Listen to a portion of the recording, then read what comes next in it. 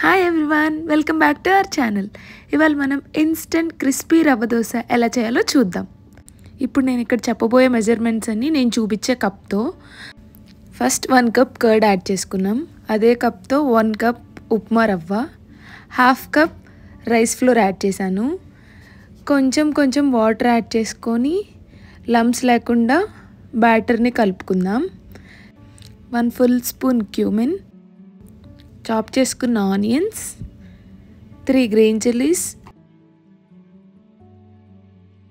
Great చేసుకున్న carrot కూడా add చేసుకున్నాం. ఇందులోనే కొరియాండర్ లీవ్స్ కూడా యాడ్ చేసుకొని మిక్స్ చేసుకుందాం.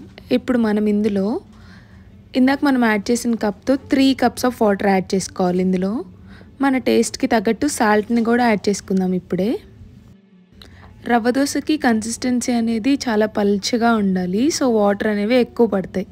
బ్యాటర్ని ఒక 30 మినిట్స్ ఒక పక్కన ఉంచండి.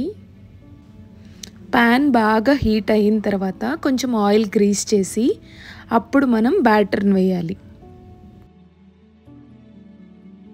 రవ్వ దోశ కాలడానికి చాలా టైం పడుతుంది.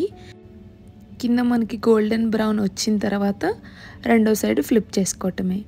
అంతే, క్రిస్పీ రవ్వ దోశ రెడీ. చాలా క్విక్ అండ్ ఈజీగా చేసుకునే breakfast option instant rava dosa. Just 30 మినిట్స్లో అయిపోతుంది. చూసారా మాకు ఎంత క్రిస్పీగా వచ్చాయో? మీరు కూడా ట్రై చేసి ఎలా వచ్చిందో కామెంట్ సెక్షన్లో చెప్పండి. ప్లీజ్ డూ సబ్స్క్రైబ్ టు పుచ్చుకి పుచ్చుకు. Thanks for watching. Bye bye.